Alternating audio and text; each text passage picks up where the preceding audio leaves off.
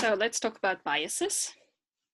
While we might all like to believe that we are rational and logical, the sad fact is that we're constantly under influence of cognitive biases that distort our thinking, influence our beliefs, and sway the decisions and judgments we make each and every day. So what are the biases? Is something that make us think irrationally and distort the reality. And biases are very common, and we use them in our arguments sometimes, in our essays. So it's very important to be aware of our biases and try to avoid them. Sometimes these biases are fairly obvious, and you might even find that you recognize these predispositions. Others are so subtle that they're almost impossible to notice. And I think that's the main thing about biases, is that sometimes you don't see the way you're trapped into a certain type of thinking, stereotyping, unless you talk to somebody else, or unless you write an essay and then it becomes obvious. Since our attention is a limited resource, we can't possibly evaluate every possible detail and event informing our thoughts and opinions. There is ample room for these biases to enter our thoughts process and affect our decisions. So we're going to discuss some of the biases, not all of them, there are many, to just understand the concept of it.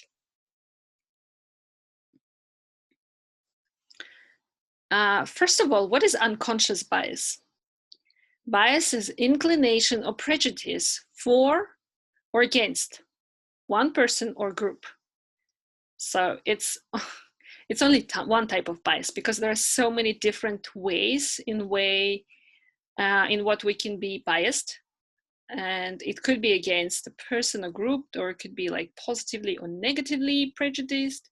So for example, we can believe that people who studied I don't know, philosophy are smarter than others. This is to be positively prejudiced. But it could be negative prejudice, like people coming from certain countries or having certain background and not as good as other people. So unconscious biases are unconscious feelings we have towards other people, instinctive feeling that plays strong part in influencing our judgment away from being balanced or even-headed. So sometimes when we have biases, we might not realize that we have a certain negative prejudice. Sometimes, we call it gut feeling. So we might feel that we don't like somebody, or we don't trust somebody or someone just for different reasons. And like we discussed that in previously, sometimes we don't know where these biases come from, but it's very important to be aware of it and sometimes analyze them and think like, where this comes from, why do I believe in that? So part of being critical thinker is always be questioning. Like if we make certain judgment, why do we always make this judgment? Why do we believe in that? That's very important. One of the most prominent areas of life where biases can play out is the workplace. For example, one of the strongest biases we have in the workplace is gender bias. Why? Well, our feelings about gender and stereotypes we've all associated with gender are something we've developed throughout our whole lives. Things like how or where we've been brought up, how we've been socialized, our exposure to other social identities, social groups, who our friends are, where as well as media influences all affect how we think and feel about certain types of people. So in terms of gender biases, we might believe that it is appropriate or not appropriate for certain gender to do certain, to express opinion, for example, or express it assertively. Or we might believe that men should be promoted or women should not take higher management positions. Those are the biases we might have. It could be like a positive bias. So for example, many people believe that women are better in articulating their emotions or talk a lot or talk more than men do. It is important to mention, however, that most bias stereotypes do not come from a place of bad intent, just deep-seated unconscious stereotype that's been formed in our brains through years of different influences we often had no control over. So again, remember we discussed assumptions, now we're discussing biases. Biases are about assumptions that we make or certain values that we have. But it's important to understand it, to recognize it, and to understand that they affect our judgment. How does bias affect our action? Bias affects us and our decision-making processes in a number of different ways. Our perception, how we see people and perceive reality. So we're going to talk about the biases, but for now, when we have certain beliefs or certain type of personality, for example, if you're a pessimist or optimist, it's going to affect your perception. So certain events could be interpreted as negative or positive. If you're a pessimist, you're going to find a lot of situations that are neutral to be negative, or vice versa. So if you're an optimistic person, our attitude, how we react towards certain people. This is something that's certainly true for us. If we have a bad day or we have a bad mood, we're going to interact differently. We're going to say something that we might regret in the future. For example, if we are in a bad mood or angry, we might react to tiny little things as if it is something really big, depending on situations, of course. Our behaviors, how receptive, friendly we are towards certain people. Again, if we have the bias that, for example, older people are wise and smart, we're going to be more attentive to the advice they give. Or if we dislike the person or don't believe that their opinion is worthy of consideration, we might discard it right away.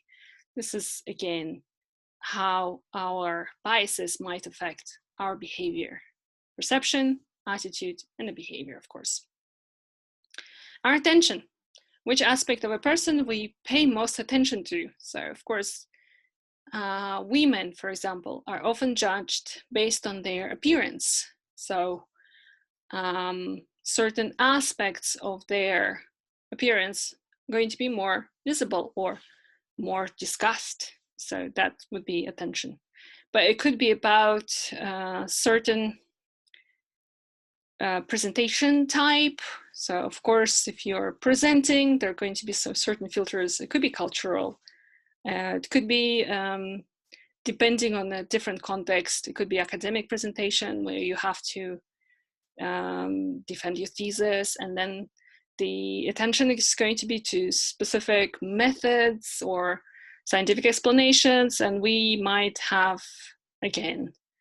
be biased towards certain theory and something else. Our listening skills, how much we actively listen to what certain people say. Again, if we believe that a person's opinion matter to us, we're going to be more attentive and our listening skills are going to be affected, but that's already, would say, part of behavior. Our micro affirmations, how much or how little we comfort certain people in certain situations. Again, there is a term like, this is micro affirmation. There is another term like microaggression. Again, it depends on our biases. And if it's our friend, we're going to be more sympathetic, we're going to be more compassionate and try to be more comforting. Whereas if we don't like the person or any other reason, we might be not so, nice or And that's all to be thought about. Again, the purpose of our lecture is it's not just to be careful about those biases, but try to avoid those biases when you make decisions, when you write a paper, or when you make your arguments. The confirmation bias is based on finding that people tend to listen more often to information that confirms the beliefs they already have through this bias, because people tend to favor information that confirms their previously held beliefs. This bias can be particularly evident when it comes to issues like gun control, global warming, and, for example, COVID. Instead of listening to the opposing side and considering all the facts in a logical and rational manner, people tend to simply look for things that reinforce what they already think is true. In many cases, people on two sides of an issue can listen to the same story, and each will walk away with different interpretation they feel validated their existing point of view. This is often indicative that the confirmation bias is working to bias their opinion. So, for example, if we believe that it could be anything, like we could believe that masks are not effective in fighting COVID, and then we can discard any scientific evidence saying that it's very important to wear them, and just find any type of news, any type of data to discard it. So we're very biased beings, and we have our own opinions, and sometimes we just don't believe in certain things, even if they're true and rational and supported by evidence and accepted as reality. The hindsight bias. Hindsight bias is a common cognitive bias that involved the tendency of people to see events, even random ones, as more predictable than they are. In one classic psychology experiment, college students were asked to predict whether they thought then nominee Clarence Thomas would be confirmed to be US Supreme Court. Prior to Senate vote, 58% of the students thought Thomas would be confirmed. The students were polled again following Thomas' confirmation, and a whopping 78% of students said they had believed Thomas would be confirmed. So as you can see, people before the event, people are not sure and would not be able to tell what's going to happen, whereas after the vote or after the event happens, people look back and think that it was more predictable than they thought. So again, our perception might be distorted, especially when we have a confirmed fact. This tendency to look back on an event and believe that we knew it all along is surprisingly prevalent. Following exam, students often look back on a question and think, of course, I knew that, even though they missed it first time around. Investors look back and believe they could have predicted which tech companies would become dominant force. Hindsight bias occurs for a combination of reasons, including the ability to misremember previous predictions, our tendency to view events as inevitable, and our tendency to believe we could have foreseen certain events. So it's again something that our brain does. Sometimes we believe that we could have predicted something, though we had no idea at the time. Anchoring bias. Anchoring is an idea that we use pre-existing data as a reference point to all subsequent data, which can screw our decision-making process. If you see a car that costs $85,000 and then another car that costs $30,000, you could be influenced to think that second is very cheap. Whereas if you saw a car that costs 5,000 car first and 30,000 one second, you might think it's very expensive. So we have this anchoring bias. When we see or hear certain information, we usually try to compare or anchor it to the information that we just heard. This is, again, the bias. This is how the brain works. Self-serving biases. Another tricky cognitive bias that distorts our thinking is known as self-serving bias. Basically, people tend to give themselves credit for success, but lay the blame for failures on outside causes. When you do well on a project, you probably assume that it's because you worked hard. But when things turn out badly, you're more likely to blame it on circumstances or bad luck. This bias does serve an important role. It helps protect our self-esteem. However, it can often also lead to faulty attributions, such as blaming others for our own shortcomings. So self-serving bias is it's a very common thing that we all do. Sometimes we um, excuse ourselves or blame the external circumstances, but when we see others to do the same, we tend to believe that was their fault. And again, this is how our brain survives. This is part of survival mechanism, if you look at it that way. So there are many ways you can develop your metacognitive skills. This is just 8 that we are going to discuss for the purpose of this lecture, but there are so many more. There are many more biases. If you're interested, you can look it up. There are courses on EDX and Coursera on that. One that I already recommend, and I would recommend it again, is Everyday Thinking on EDX. That one that I really enjoyed watching was about all type of biases and how perception is ephemeral sometimes. So metacognitive skills, you know you don't know it all. Knowing the gaps in your knowledge is key. So we have to be honest with ourselves. We have to be objective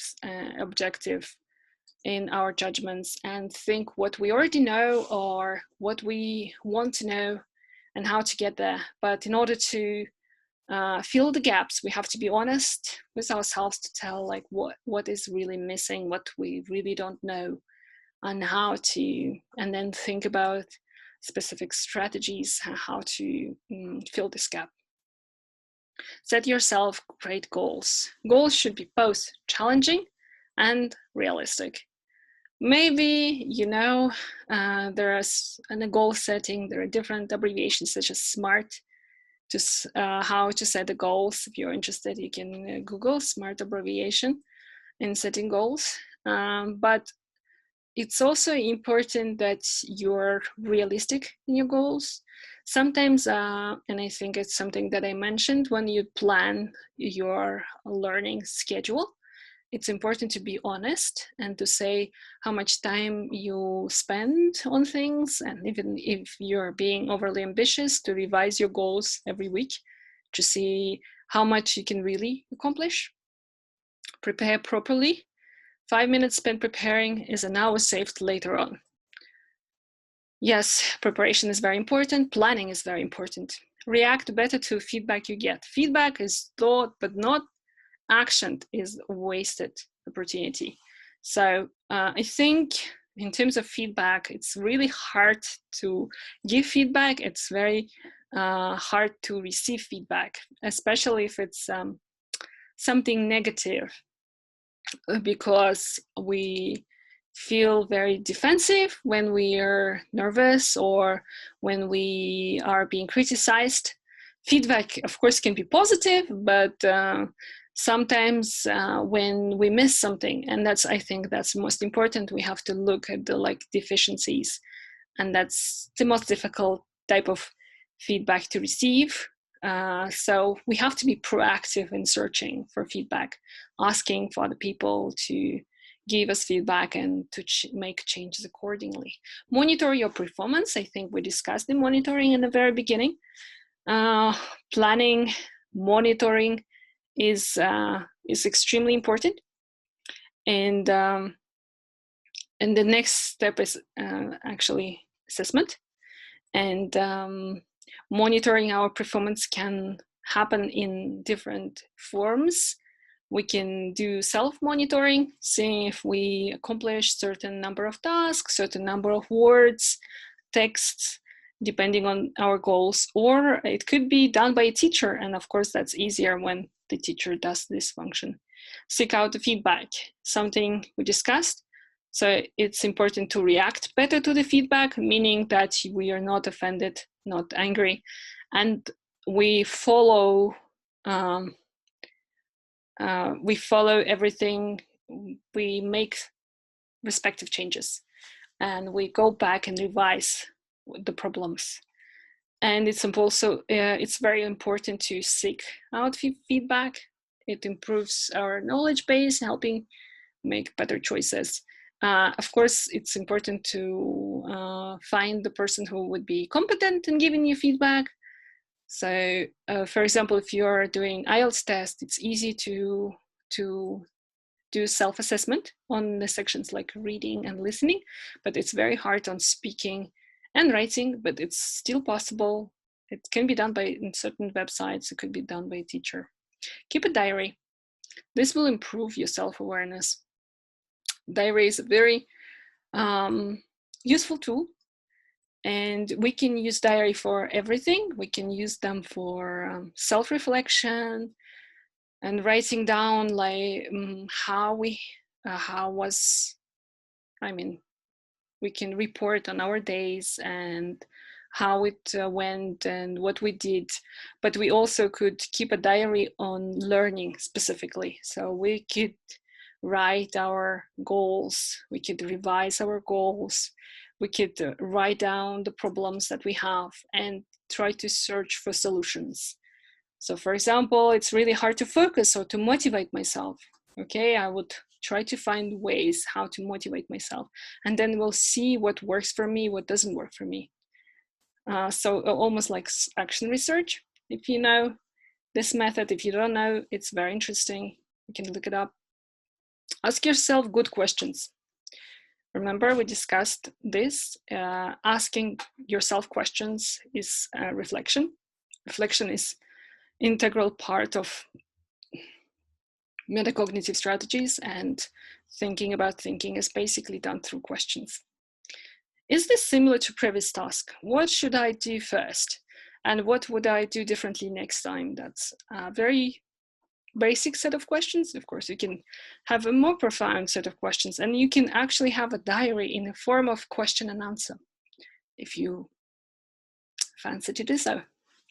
Hope you enjoyed it, and hope you would use it not only in your writing or constructing the argument, but also when you teach your students, and when you're as a teacher, it's very important to be to think about your thinking and to be a critical thinker, because that's part of 21st century skills, and it's very important to be a critical thinker.